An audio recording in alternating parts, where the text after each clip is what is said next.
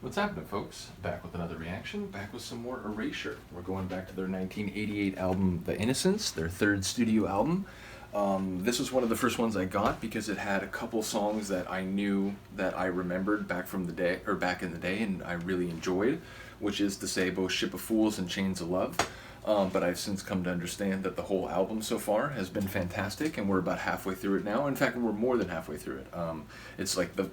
It looked like half the songs were here and half the songs were here, but some of the titles are longer because they're actually like remixes. So yeah, we're actually like 2/3 of the way through the album. So we're up to the ninth tune called Imagination.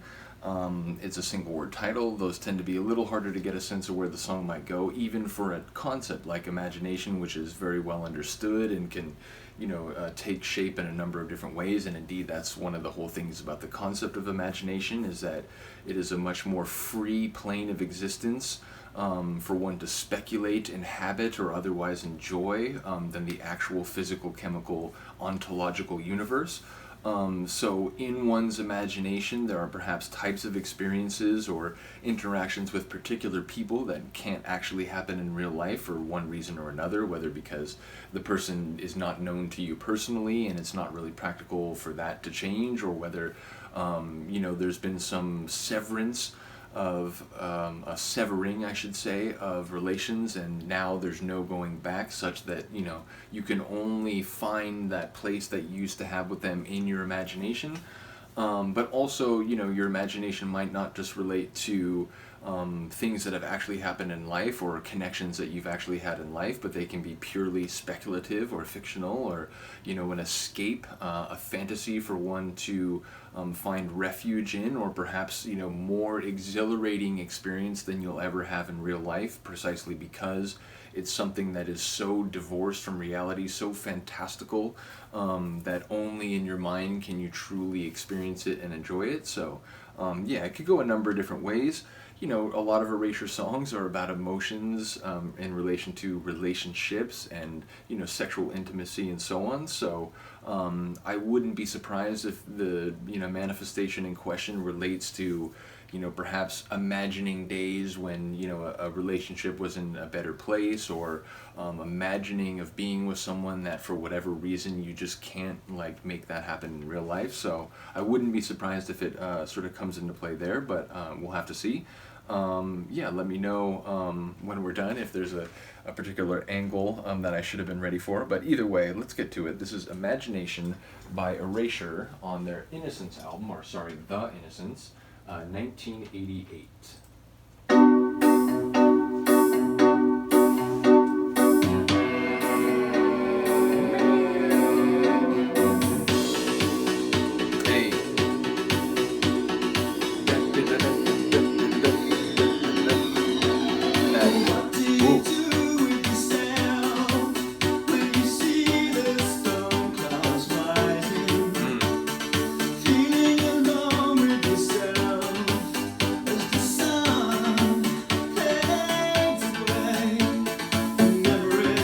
As the clouds gather, as the sun fades away.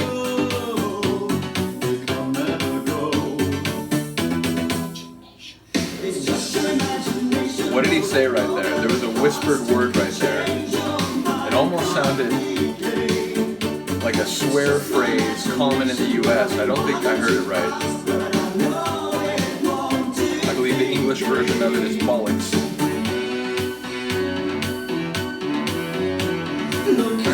I love that hard kind of like digital sax almost.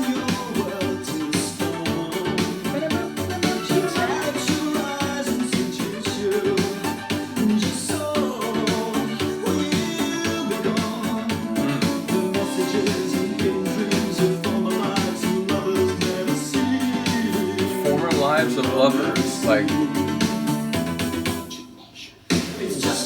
is it motion? I swear it sounds like bullshit, but I can't be hearing that right.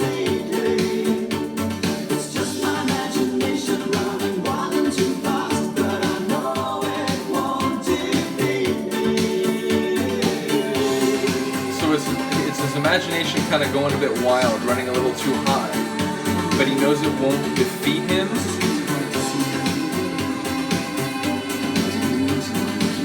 like that kind of like high, like the airy contours of the section.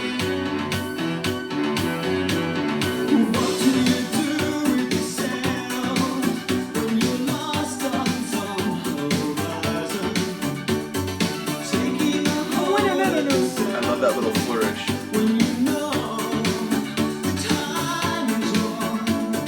But if you're lost on a horizon, what do you do if you know the timing's wrong?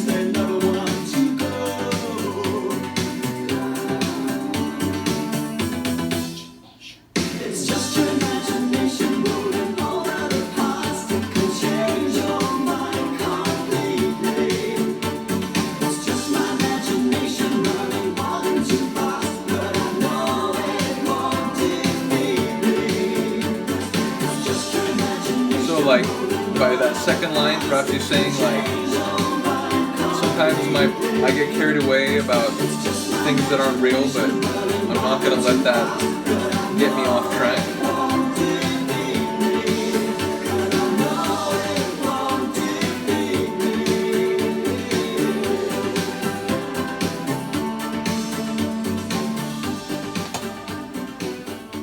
Yeah, it's cool. I feel like there's some layers there of the lyrics that I need to listen to a couple more times to perhaps, pick up a little more clearly whether he's talking about, just people sort of finding or like, sort of going in directions with their imagination that perhaps are, again, divorced from reality, but still sort of finding a way to keep it in check. But again, there was that line about, like past, like, lovers in the past and so on. I'm not sure exactly what the phrase was, but it did seem to suggest that like some of the imagination is recalling circumstances which are no more, and imagining what if they were still still around, still intact.